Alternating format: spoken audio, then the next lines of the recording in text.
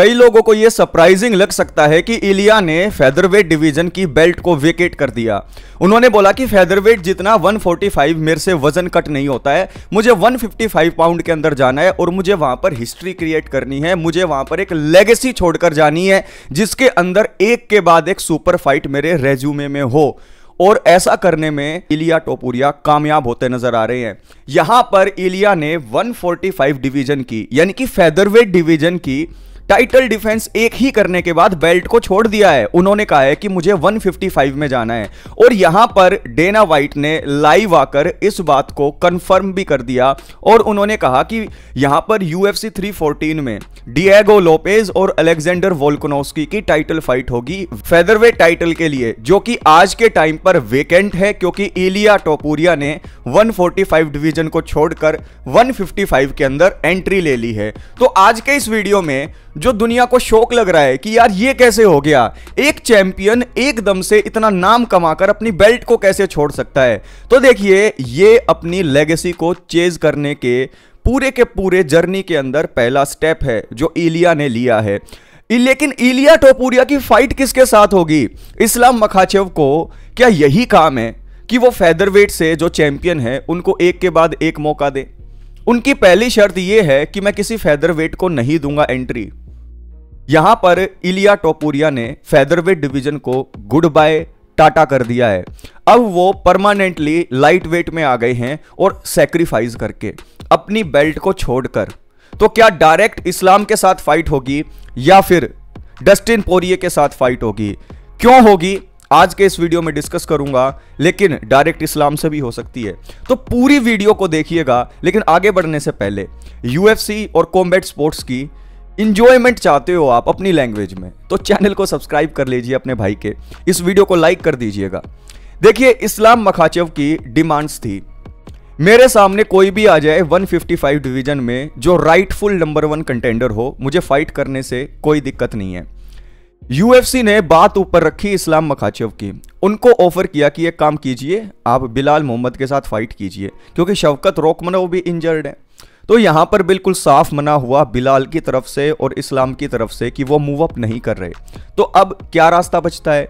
रास्ता बचता है 155 में अपने टाइटल को डिफेंड किया जाए, लेगेसी को और ज्यादा कंटिन्यू किया जाए, 5वां टाइटल डिफेंस किया जाए। लेकिन दिक्कत यह है कि लाइटवेट डिवीजन में आज के टाइम पर कोई राइटफुल नंबर 1 कंटेंडर है नहीं, क्योंकि इस्लाम मखाचेव ने चार्ल्स ओलिवेरा को हरा दिया, अरमान सारूख्यानब लाइन में सबसे पीछे जाकर खड़े हो गए बर्गर पे बर्गर पेलने की वजह से।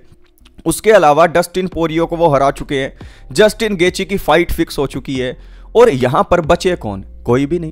तो एक तरीके से मुश्किल में पड़ गई थी UFC, लेकिन इलिया टोपुरिया की इस मूव ने हर किसी चीज को ओपन कर दिया है। इलिया ने पहली रिक्वायरमेंट पूरी की कि वो अब फेदरवेट नहीं है, he is a light weight, और ऊपर से सेक्रीफाइस किया अपनी बेल्ट का, बेल्ट छोड़ दी। उन्होंने कहा कि मुझे जितनी लेगेसी क्रिएट करनी थी 145 में, जो अचीव करना था मैं अचीव कर चुका हूं, मेरे सामने बिगर अपॉर्चुनिटीज, बिगर सुपर फाइट खड़ी हैं, तो मैं क्यों 145 में अपना टाइम जाया करूं? तो उन्होंने यहां पर परमानेंट मूव ले ली। अब सवाल खड़ा उठता है कि उनकी जो फाइट होगी लाइट वेट डिवीजन में वो किसके खिलाफ होगी? यहां पर देखिए इस्लाम मखाचेव का कहना यह है कि मैं राइटफुल नंबर 1 कंटेंडर को मौका देना चाहता हूं। तो यहां पर डायरेक्ट इस्लाम मखाचेव के साथ उनकी फाइट क्या UFC करवाएगी? इसके चांस कम लगते हैं। यहां पर डस्टिन पोरिये को एक रिटायरमेंट फाइट चाहिए, लेकिन डस्टिन पोरिये की भी शर्तें हैं। डस्टिन पोरिये का कहना यह है कि मुझे एक ऐसे फाइटर के साथ फाइट करनी है जो एक लेगेसी फाइट हो, जिसको अगर मैं हराऊं तो मेरे एक लेजेंडरी रेज्यूमे के अंदर वो नाम चमकना चाहिए कि ये मेरी लास्ट फाइट थी। तो यहां पर इलिया टोपुरिया उनकी इस रिक्वायरमेंट को पूरा कर देते हैं, क्योंकि आज के टाइम पर इलिया की अगर आप पास्ट परफॉर्मेंस को देखो तो वोल्कानोव्स्की को हराया, उसके बाद मैक्स होलोवे को नॉकआउट कर दिया। तो यहां पर उनके पास मौका होगा कि डस्टिन पोरिये को हराकर इस्लाम मखाचेव के साथ अपनी फाइट को फिक्स कर ले, क्योंकि यहां पर अगर डस्टिन पोरिये और इलिया टोपुरिया की फाइट फिक्स हो जाती है तो यहां पर इलिया अगर नॉकआउट कर देते हैं डस्टिन पोरिये को, तो ये कहीं ना कहीं एक तरीके से स्टेटमेंट होगी इस्लाम मखाचेव के लिए। अगर मैं इस्लाम की तरफ से सोचता हूं तो आप इस थॉट को लेकर मुझसे डिसएग्री कर सकते हो, लेकिन इस्लाम को चाहिए था कि इलिया को डायरेक्ट टाइटल शॉट दे देते। उसके पीछे रीजन ये था कि अगर डस्टिन पोरिये के साथ इलिया की फाइट हुई और इलिया ने एक स्पेक्टेकुलर फैशन में नॉकआउट कर दिया डस्टिन पोरिये को, तो यहां पर उनके फैंस ये कहने लगेंगे कि जब इस्लाम की फाइट हुई डस्टिन के साथ तो आप पिक्चर देखिए इस्लाम की फाइट के बाद कैसी थी, और अगर इलिया ने उन्हें नॉकआउट कर दिया और वो अनटच्ड रहे तो एक तरफ इलिया स्माइल कर रहे होंगे पिक्चर में। तो यहां पर एक तरीके का क्यों मेंटल एज देना है किसी को? अगर डायरेक्ट अभी मौका दे देते तो इलिया टोपुरिया थोड़े से अनएक्सपीरियंस्ड होते, क्योंकि उन्होंने शॉर्ट नोटिस में सिर्फ एक ही फाइट की है लाइट वेट डिवीजन में जाय हर्बर्ट के खिलाफ। लेकिन यहां पर अगर आप इलिया को 155 में पैर जमाने का मौका दे देते हैं तो ये कहीं ना कहीं इलिया के लिए ब्लेसिंग इन डिसगाइज होगी, और होने भी ऐसा ही वाला है। यूएफसी जो लास्ट फाइट होगी डस्टिन पोरिये की, वो कंडक्ट कराएगी इलिया के साथ, और इलिया इस फाइट के अंदर फेवरेट होंगे, और ये फाइट जीतते ही हमें इस्लाम के साथ इस ईयर के एंड से पहले ही इलिया वर्सेस मखाचेव होती हुई दिखाई देगी, जिसका हम सभी फाइट फैंस जो है इंतजार कर रहे हैं। और सबसे बड़ी बात पता है आपको इस फाइट के अंदर क्या है?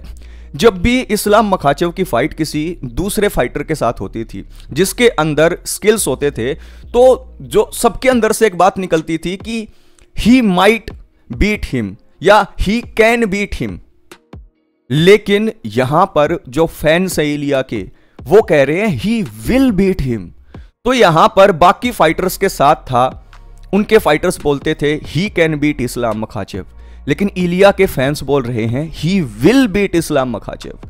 तो यहां पर जो ये फाइट है डस्टिन पोरिये और इलिया टोपुरिया की, इसका अनाउंसमेंट काफी जल्दी हो सकता है।